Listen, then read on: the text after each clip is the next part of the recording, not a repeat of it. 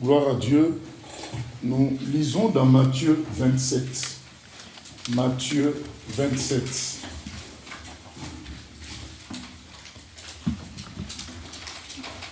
Matthieu 27, à partir du verset 11. Matthieu 27, à partir du verset 11.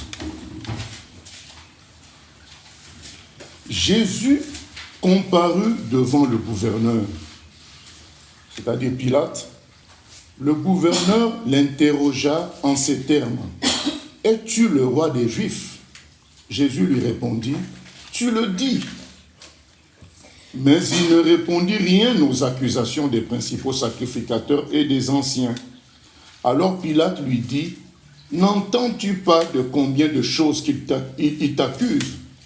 Et Jésus ne lui donna de réponse sur aucune parole, ce qui étonna beaucoup le gouverneur. À chaque fête, le gouverneur avait coutume de relâcher un prisonnier, celui que demandait la foule. Ils avaient alors un prisonnier fameux, nommé Barabbas. Comme ils étaient assemblés, Pilate leur dit, « Lequel voulez-vous que je vous relâche, Barabbas ou Jésus, qu'on appelle le Messie, Christ ?» Car ils savaient que c'était par envie qu'ils avaient livré Jésus. Pendant qu'il était assis sur le tribunal, sa femme lui fit dire, « Qu'il n'y ait rien entre toi et ce juste, car aujourd'hui, j'ai beaucoup souffert en songe à cause de lui. » Les principaux sacrificateurs et les anciens persuadèrent à la foule de demander Barabbas et de faire périr Jésus. Le gouverneur, prenant la parole, leur dit, « Lequel de deux voulez-vous que je vous relâche ?» Ils répondirent, « Barabbas. » Pilate leur dit, « Que ferai-je donc de Jésus, qu'on appelle Christ ?» Tous répondirent, « Qu'il soit crucifié. » Le gouverneur dit, « Mais quel mal a-t-il fait ?» Et ils crièrent encore plus fort, « Qu'il soit crucifié. » Pilate, voyant qu'il ne gagnait rien, mais que le tumulte augmentait, prit de l'eau, se lava les mains en présence de la foule et dit, « Je suis innocent du sang de ce juste, cela vous regarde. » Et tout le peuple répondit, « Que son sang retombe sur nous et sur nos enfants. » Alors Pilate leur relâcha Barabbas, et après avoir fait battre de verge Jésus, il le livra pour être crucifié. Voilà, notre exhortation, c'est « Que ferai-je de Jésus ?» Qu'est-ce que tu vas faire de Jésus? Prenons Pilate qui est devant Jésus et qui est troublé. Vous savez, il est troublé pourquoi? Parce qu'il sent bien qu'il est roi. Mais qui est ce roi qui est sans armée, sans cavalier, sans char, qui est là? Il est perturbé par ces deux côtés-là. Pilate, tel que nous lisons dans ce passage, ressemble exactement à chaque humain sur terre. Chaque homme sur terre est comme Pilate.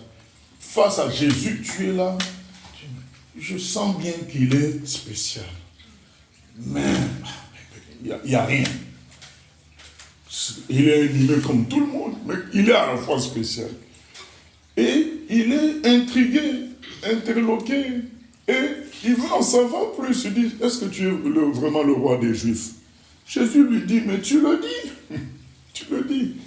Dans un autre passage, dans un autre livre, dans un autre évangile, Jésus lui dit même, j'ai une armée, puisque Pilate lui dit, mais tu ne réponds pas, tu ne sais pas que j'ai le droit de vie et de mort sur toi. Jésus lui dit dans Jean, que l'autorité que tu as sur moi, ça vient de mon Père. C'est mon Père qui veut que je sois sous ton autorité. Si moi je voulais que mon armée vienne, ben, elle viendra à une quantité, à une puissance qui vous balayera tous. Donc Jésus lui dit clairement, je suis roi. Mais en même temps, qui est ce roi sur qui j'ai une décision à prendre? C'est exactement la même chose pour nous. Nous avons une décision à prendre. Dois-je m'incliner devant ce roi ou le condamner loin de ma vie, le condamner à un niveau de ma vie? Parce qu'on va parler des stades de condamnation. Pilate devait choisir entre le libérer et le crucifier. Mais nous avons à choisir qu'est-ce que nous allons faire de Jésus. Il y a des stades. Que ferais-je de Jésus qu'on appelle Christ? Vous voyez, Pilate avait 3 renseignements. 3. Ce que moi je peux savoir, c'est que nous pouvons savoir en lisant. Il en avait 3. 1. Sa femme vient lui dire, pendant toute cette nuit, je n'ai pas dormi. Parce qu'on m'a parlé du fait que cet homme-là est injuste. Il ne faut pas qu'il y ait de problème entre toi et lui. Donc Pilate faisait confiance à sa femme. Quelqu'un qui te dit, je n'ai pas dormi toute une nuit, on m'a parlé de cet homme-là.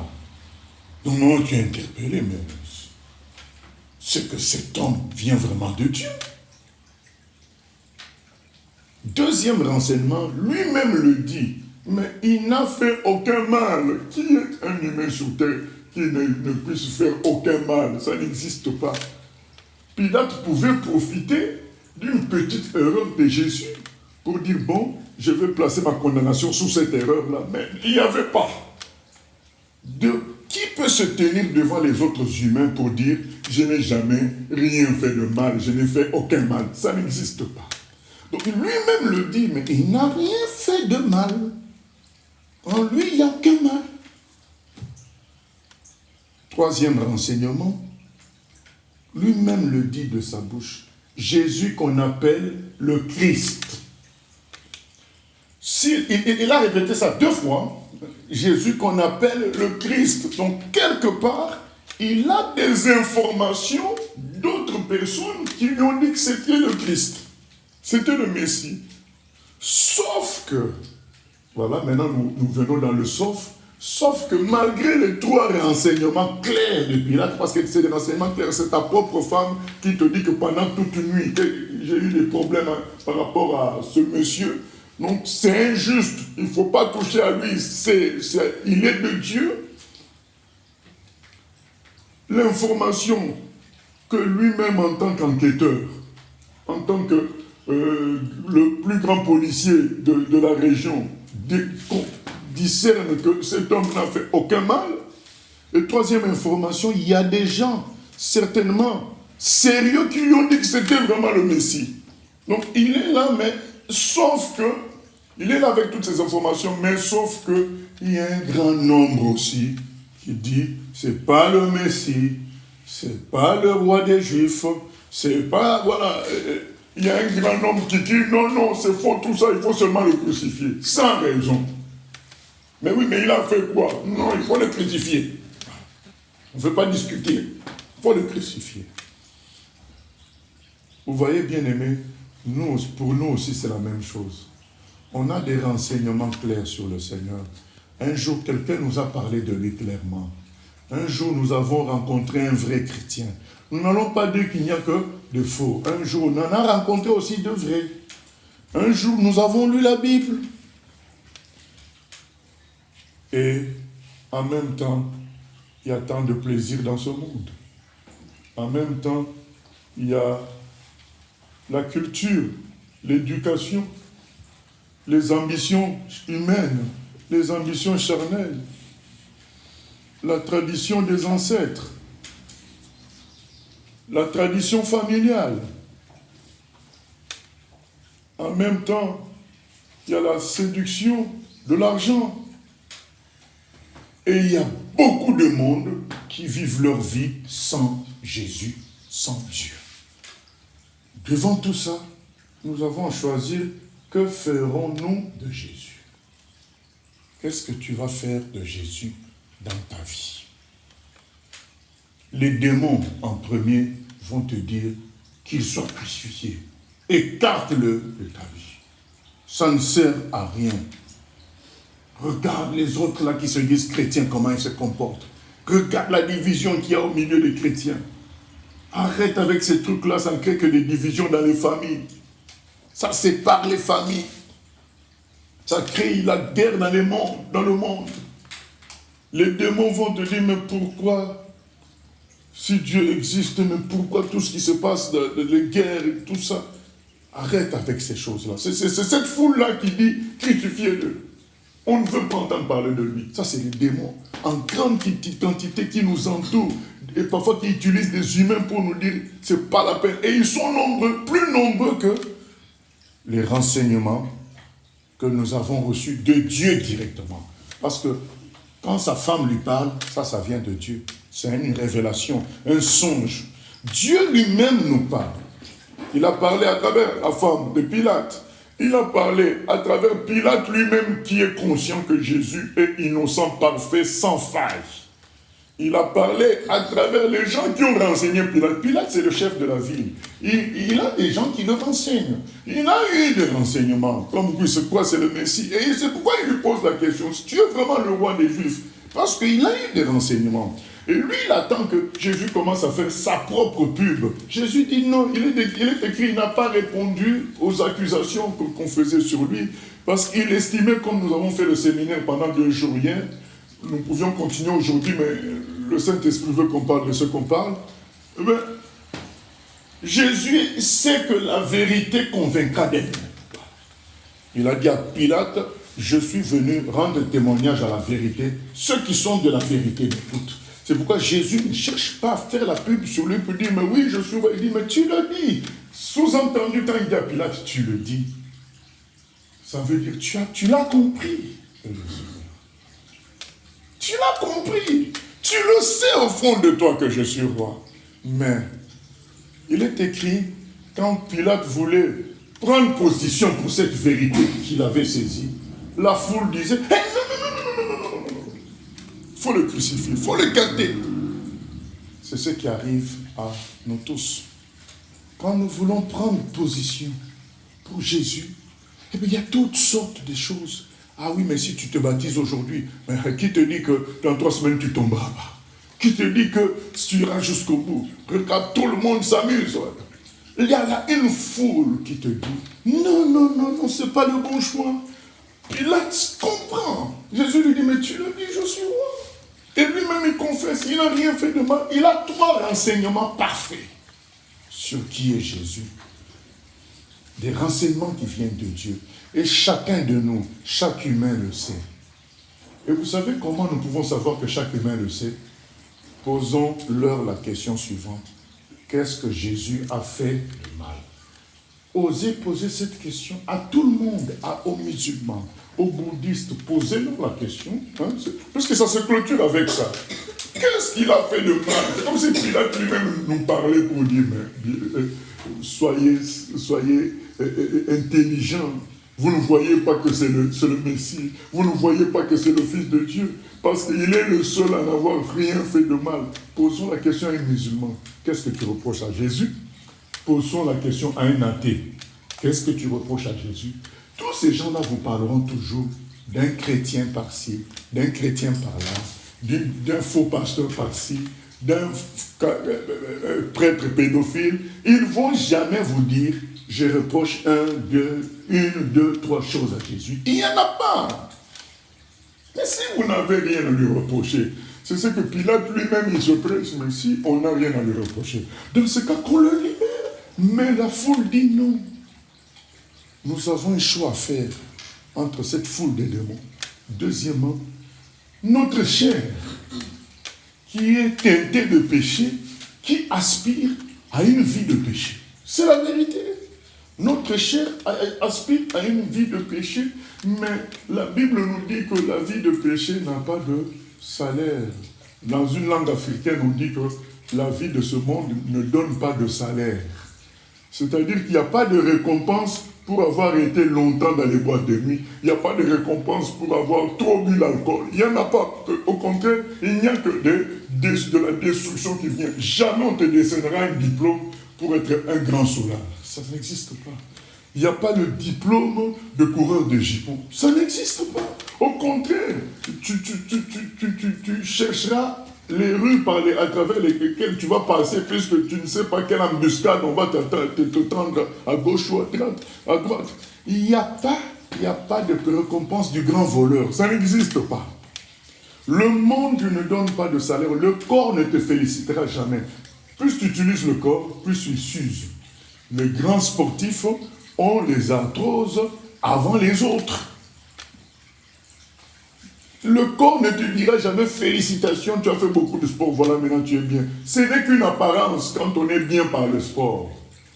Rendez-vous dans 10 ans, dans 15 ans, vous allez voir que ceux qui ont exagéré croyant que le sport leur donnait la vraie santé, ils deviennent pratiquement handicapés. Le corps est méchant, c'est un traître. Il te donne l'impression que tu maîtrises la situation, tu comprends les choses. Mais quand il va te lâcher, il ne fait pas demi-tour. C'est cette chair-là qui te dit, oh, écoute, tu es encore jeune, tu verras après. Attends encore. Voilà. Il y a une voix qui nous dit, attends encore. Finis d'abord les études. Finis d'abord ceci. Marie-toi d'abord, c'est là que tu deviendras sérieux. Et voilà que la personne va mourir avant de se marier ou juste après s'être mariée. Il y a une de nos sœurs qui me montrait la photo de sa cousine qui avait un bon poste dans l'armée, à l'étranger, dans l'armée française, et qui s'est mariée 6 mois après, à environ 30 ans. Elle mourait d'un anévrisme. 6 mois après le mariage. Et quand nous écoutons la chair, nous écoutons les démons, nous écoutons les raisonnements humains, nos raisonnements charnels qui nous disent « Mais attends encore un peu, on se trompe. » Nous nous trompons clairement, nous pensons maîtriser, nous ne maîtrisons rien du tout. Un accident de voiture a tué déjà beaucoup de jeunes. Des accidents de voiture ont tué beaucoup de jeunes. Des bagarres ont vu des jeunes mourir. Plein d'autres choses encore, des maladies rapides qui viennent d'une manière fulgurante, qui ont emmené des jeunes. Et tu vas écouter la voix qui te dit, mais non, attends encore un peu. Tu n'es pas encore prêt. Mais non, mais Dieu ne cherche pas des gens prêts, il cherche des gens qui croient en lui. Que lui va les aider. Au lieu d'écouter les renseignements clairs de Dieu, nous allons écouter les renseignements flous du monde. Mais c'est des renseignements flous, mais en grande quantité. Parce que vous voyez bien, eux, ils ne disaient que crucifie-le. Mais pourquoi? Non, il n'y a pas de raisons claires, mais crucifie-le seulement. C'est flou. Et le monde, c'est ça. Tu dirais des choses floues. Ah oui, mais tu ne vois pas le pasteur là, il vient de faire une gaffe. Oui, mais moi, je ne te demande pas de croire en un pasteur, je te demande de croire en Jésus. Je te demande de croire en la Bible, de te laisser sauver aujourd'hui. C'est écrit dans la Bible, quand vous entendez sa voix, n'endurcissez pas vos cœurs. Sauve-toi aujourd'hui. Qui est-ce que si on lui propose $1 million, il va dire, ben écoute, je réfléchis, je verrai demain. Bien aimé, ça n'existe pas. Si on disait qu'il y avait, on distribuait même $1 million, c'est beaucoup. Même si on disait aux gens, on leur disait qu'il y a un appartement là-bas à Rabat, où on donne $15 000 à celui qui connaît sa date de naissance, mais bien aimé, il y aura la queue jusqu'à Fès. Donc là, il y aura la queue des gens pour venir recevoir les 15 000. Alors, comment, quand on a le Fils de Dieu en face de soi, on dit, je verrai après? Est-ce qu'on comprend qui on a fait? Oui, on le sait. Puisque Jésus a dit à Pilate, tu le dis, je le suis. Tu l'as compris que je le suis. Les humains savent à qui ils ont affaire avec Jésus. En Jésus, ils savent. Mais ils entendent le bruit ambiant, extérieur. Le bruit de la famille, le bruit des études, des raisonnements qu'on apprend parfois à l'école. Ils entendent tout ce bruit-là et ils sont là comme Pilate en train d'hésiter. Bien-aimé, c'est l'heure du choix. Que feras-tu de Jésus? Là, je parle à ceux qui ne croient pas encore à lui, ou qui croient plus ou moins. Tu vas rester dans une foi plus ou moins. Comme Pilate, vous savez, Pilate était plus ou moins dans la foi, puisqu'il disait, il voulait en savoir plus. Vous savez, dans l'évangile de Jean, il dit même à Jésus, mais c'est quoi la vérité? Quand Jésus lui dit, je suis venu rendre témoignage à la vérité, ceux qui sont de la vérité m'écoutent. Il dit, mais c'est quoi la vérité? On sent qu'il est dans une position de plus ou moins, mais ce que Dieu demande, ce n'est pas le plus ou moins, c'est l'accord total avec lui, l'adhésion totale à sa cause. C'est ça que Dieu demande. Que ferais-je de Jésus qu'on appelle le Christ? Que feras-tu de lui? Après, il y en a qui écoutent aussi la religion. La religion te dit, tu viens le dimanche, tu pries, tu écoutes les prédications, c'est bien. Après, tu gères ta vie. Non. C'est une erreur. Jésus, il est trop glorieux pour se contenter juste de le suivre en un culte. Non. Il est le Fils de Dieu, il est le Dieu vivant, celui qui donne le souffle, celui qui nous fait respirer, celui qui nous protège. Il fait tout à merveille. Comment tu peux te contenter de lui que pour un instant? Il y a un problème. Que feras-tu de Jésus? Bien-aimés, nous devons réfléchir. Il y a les païens, il y a beaucoup qui savent. Des gens d'autres religions qui savent. Mais ils choisissent le bruit ambiant. Ils choisissent de ne pas décevoir leur religion ancienne, de ne pas décevoir leurs parents. Il y a certains qui ont dit, mais moi, mon père, avant de mourir, il m'avait fait jurer de ne jamais quitter tel mouvement, tel autre mouvement. Bien-aimé, ce n'est pas ton père qui est ton créateur, c'est Dieu qui est ton créateur. C'est Dieu seul qui sauve. Si ce papa-là était puissant, il ne serait pas mort. Il y a des gens qui choisissent ce chemin-là, d'écouter la foule, le chemin qu'avait pris Pilate. Il a écouté finalement, il a cédé plutôt, il a cédé à la foule. Et il y a des gens qui cèdent à la foule. Premièrement, en ne s'engageant pas avec Jésus. Beaucoup cèdent comme ça. Ils ne s'engagent pas. Ils restent comme Pilate, dans le plus ou moins. Et c'est tout. Mais le plus ou moins ne sauvera personne. C'est quelqu'un qui reste au pied d'un avion, il n'y entre pas, il contemple l'avion, il dit que c'est beau, c'est impressionnant, mais il ne monte pas dans l'avion, il n'arrivera pas à destination. Quelqu'un qui reste devant la voiture, oh, mais comme c'est extraordinaire, c'est beau, il ne monte pas. Il restera sur place. C'est le cas de la majorité des humains.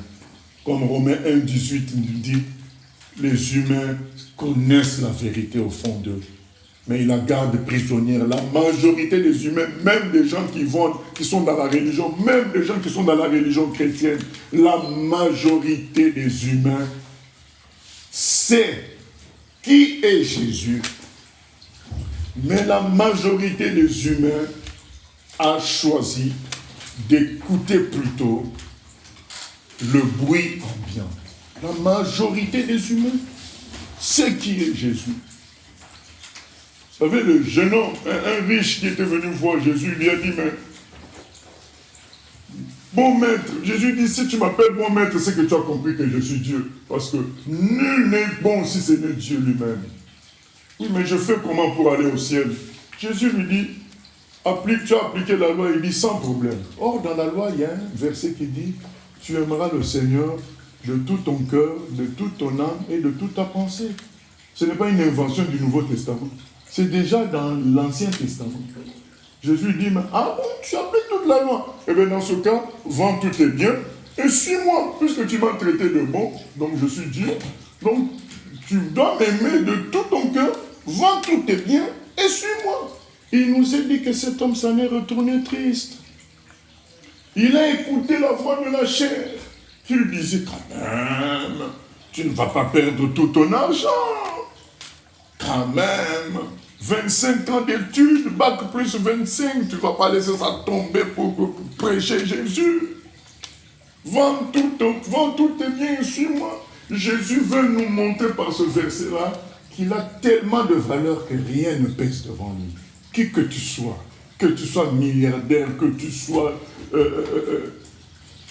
intelligent, savant, tout ce que tu es, quelle que soit ta beauté, devant le fait de ça, de suivre Jésus, ça n'a aucun poids. On peut tout abandonner pour suivre Jésus-Christ. Il y a des gens comme Johan Shelter, Jackie Pullinger, elles se sont pratiquement même pas mariées parce que Edmé Cotier, la Suissesse, elle est partie en Angola servir Dieu à l'âge de 23 ans environ. Elle a vécu toute sa vie en Afrique, évangélisant les Africains, dans la période où il n'y avait même pas d'électricité. Une très belle femme, infirmière. Jackie Pullinger, Johan Shelter, devant Jésus-Christ. Tout le reste, pâlit, c'est de faible niveau. Jésus en est conscient. Et la personne qui est en face de Jésus le sait. Nous tous, nous le savons que rien ne vaut Jésus. Jésus est plus que tout, mais nous écoutons comme Pilate la voix des démons, la voix des humains. Notre propre chair, nos intérêts, nos ambitions nous trompent. Et Pilate a fini par céder à tout ça et ne pas suivre Jésus, mais laisser Jésus être crucifié. Que feras-tu de Jésus? Il y a des gens qui savent qui est Jésus. Là, je parle maintenant aux chrétiens, des gens qui se disent chrétiens. Ils savent qui est Jésus. Ils savent combien il est simple. Ils savent combien il est amour.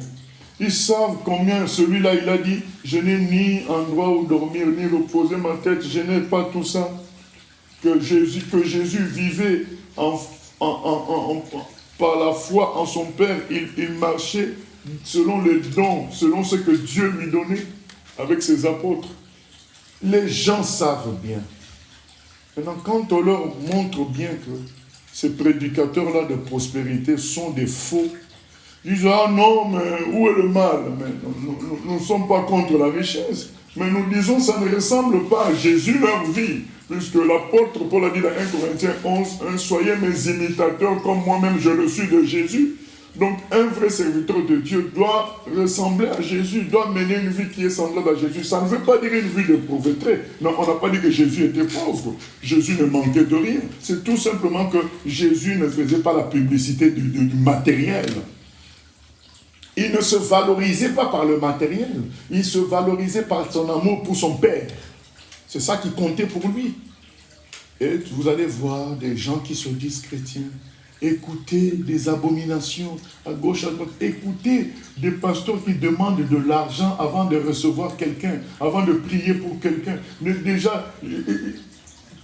Déjà dans le verset, c'est écrit Matthieu 18, vous avez reçu gratuitement, donné gratuitement. Mais même sans ce verset-là de Matthieu 18, rien que la vie de Jésus nous montre aucun endroit où il a demandé quelque chose en contrepartie d'un miracle ou d'une prière.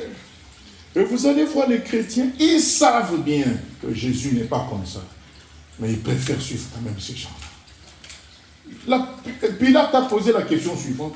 Que ferais-je de Jésus? Je nous pose à nous tous la question. Que feras-tu de Jésus?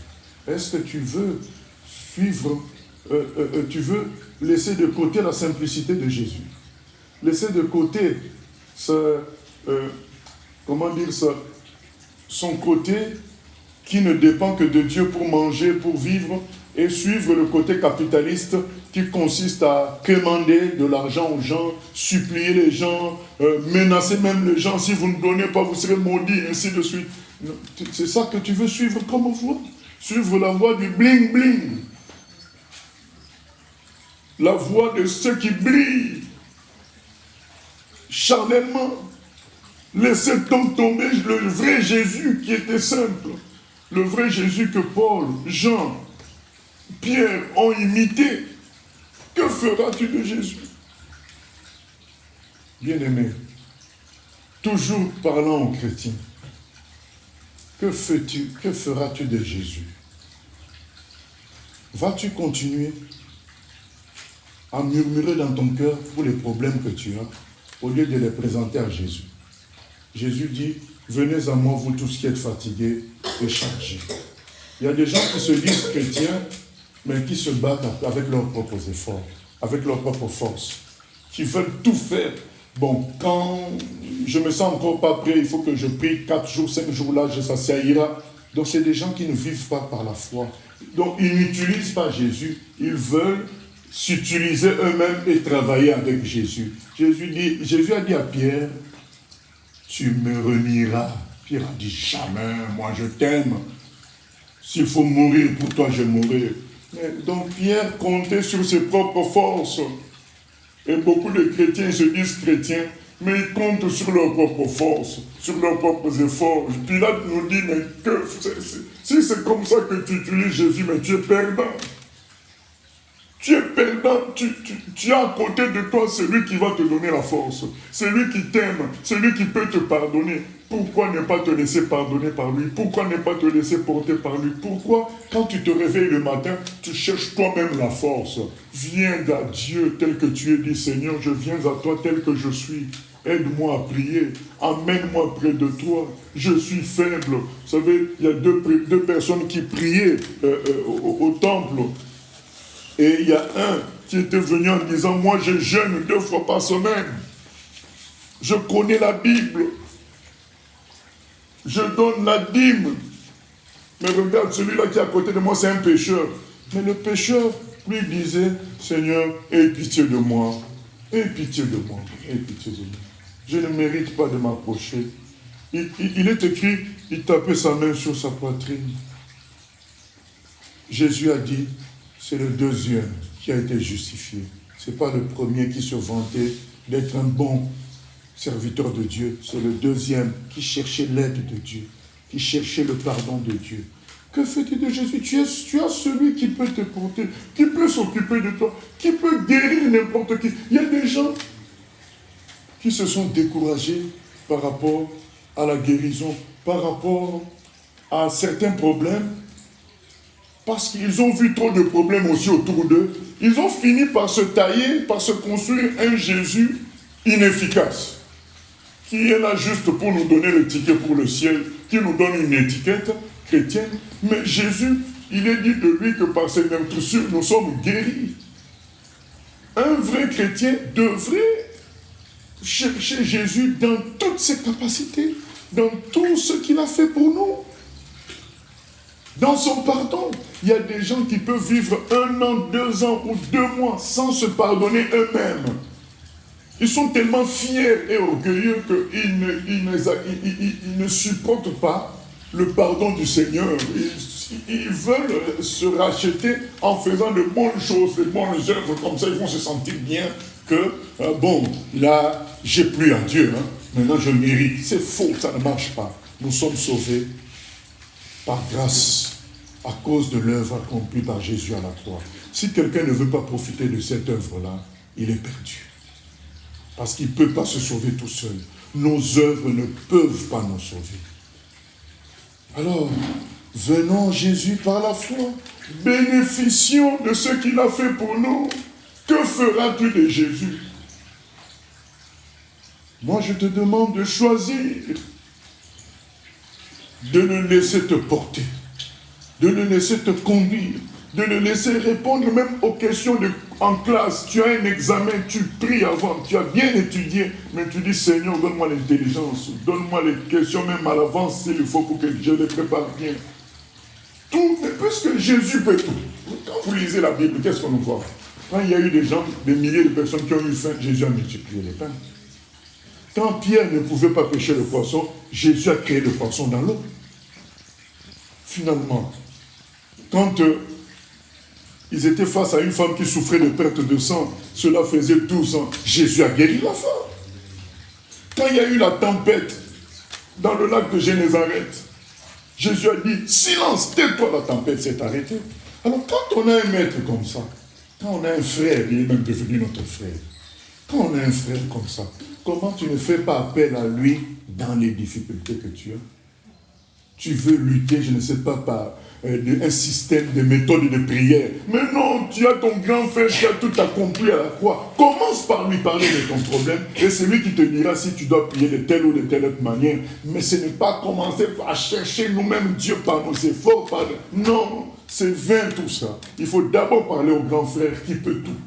Les apôtres, quand ça chauffait, ils venaient de Jésus. Vous voyez, dans la barque, au lieu de parler à Jésus dès le départ, ils se sont dit, nous, on est des pêcheurs professionnels, on va manier la barque. Mais qu'est-ce qui s'est passé? La tempête a commencé à vouloir renverser la barque. C'est là qu'ils viennent crier à Jésus. Jésus, regarde là, qu'est-ce qui se passe? Mais il fallait dire depuis longtemps. Et beaucoup de chrétiens traînent avec leurs problèmes et ça ne fait que s'augmenter et ils sont aigris. Ils viennent prier, mais au fond d'eux, ils sont aigris. Au lieu de présenter tous les problèmes à Jésus.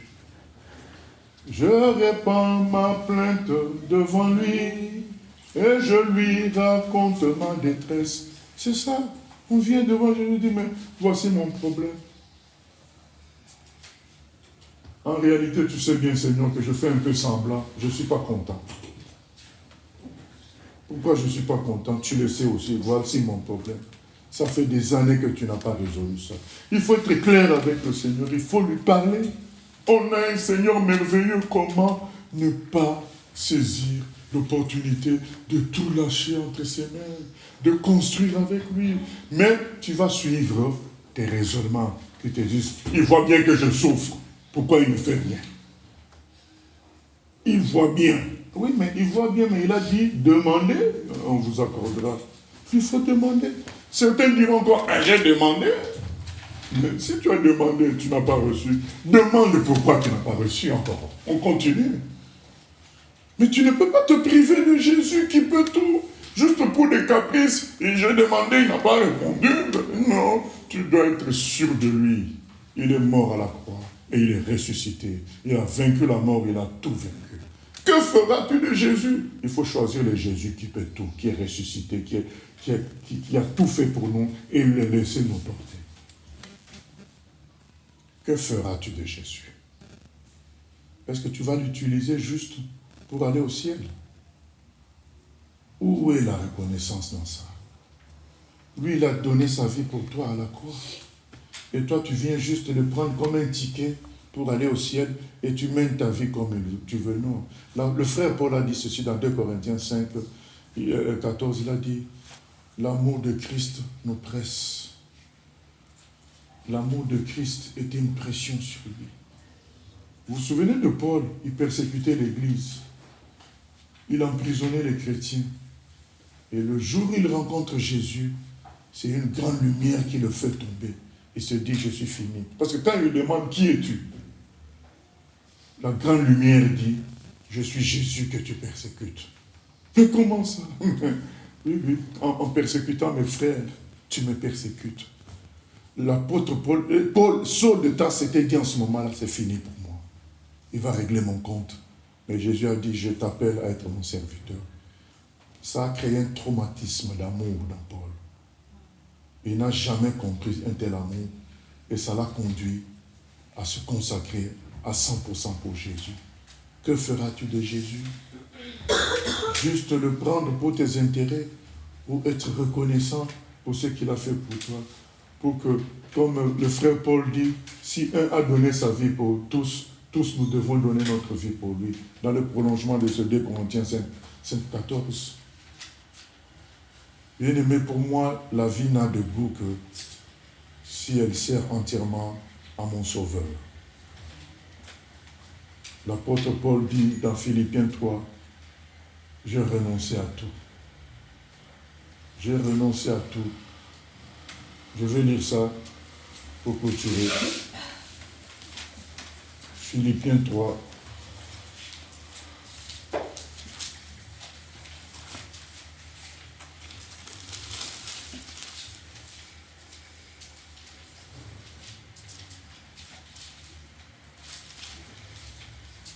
Verset 7. Philippiens 3, verset 7. Mais ces choses qui étaient pour moi des gains, que ce soit le succès, que ce soit l'argent, que ce soit les études, puisque Paul démontre qu'il était d'une grande famille, et d'une grande famille religieuse. Donc Paul avait tout, il était d'une grande famille religieuse, il a suivi des cours de haut niveau avec un maître religieux, Gamaliel. Il a, comment dire, il avait aussi la nationalité romaine, vous voyez, c'est comme si quelqu'un est en Afrique centrale et il est en même temps français, il est en même temps américain. Voilà. Paul avait cet avantage-là d'être en même temps romain. Il est juif, d'une grande famille juive, grande famille religieuse, en même temps de nationalité romaine.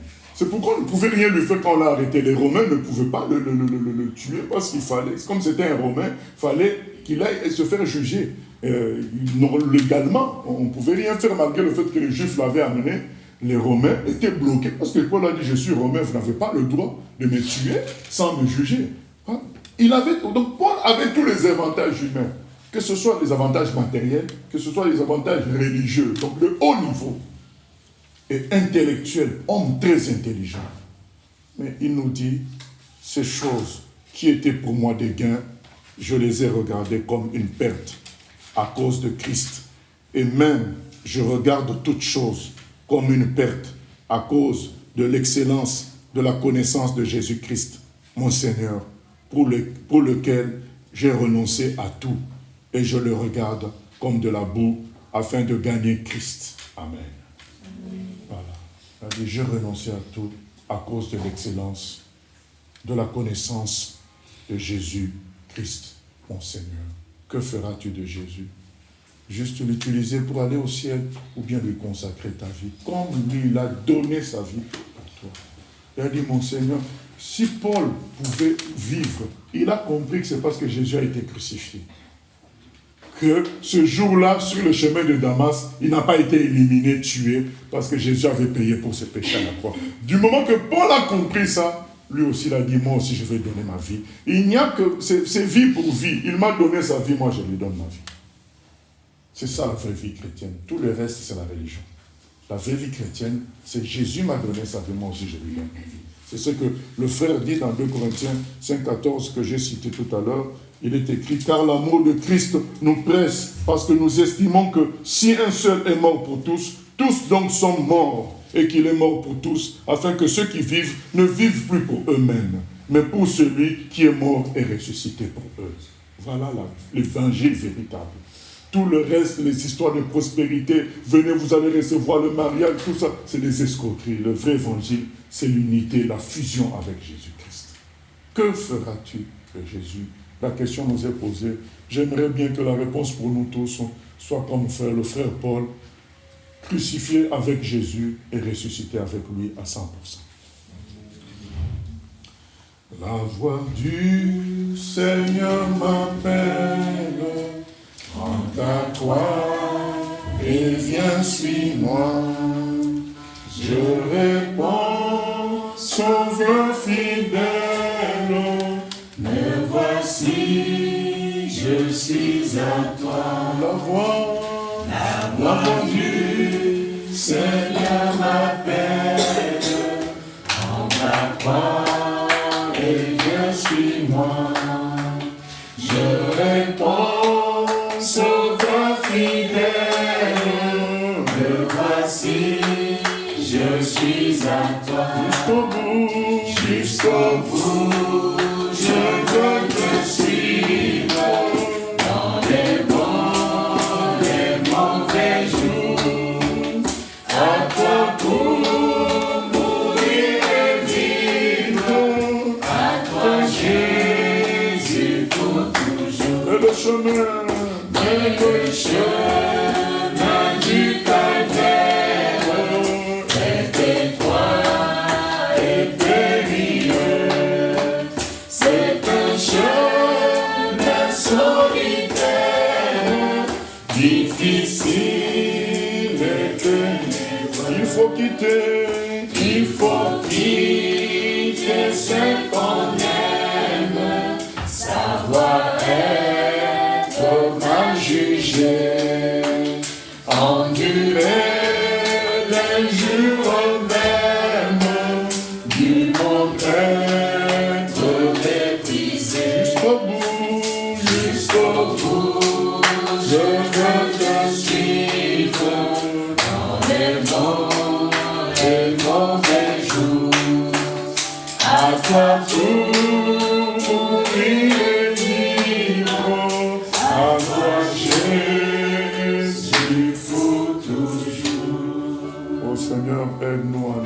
te suivre à 100%, à te donner nos vies.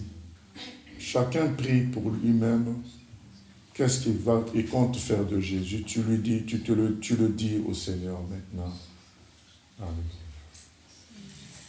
Oh Seigneur,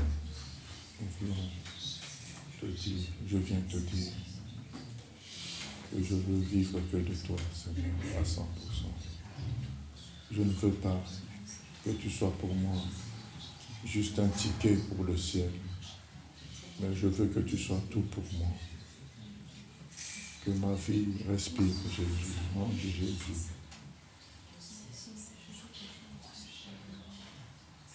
Change mon cœur, Seigneur, change mon cœur. Fais-le-moi un instrument consacré à toi à 100%. Et nous prions que ce soit cet évangile qui soit prêché à tous. Manifeste-toi, Seigneur.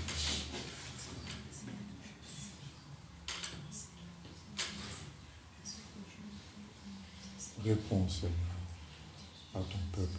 Visite-nous par l'esprit de vérité qui va apporter le véritable évangile dans le cœur. Que ce soit ce véritable évangile qui se manifeste dans le cœur de chacun pour nous transformer en d'autres Jésus.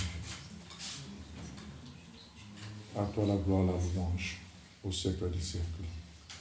Amen. Amen.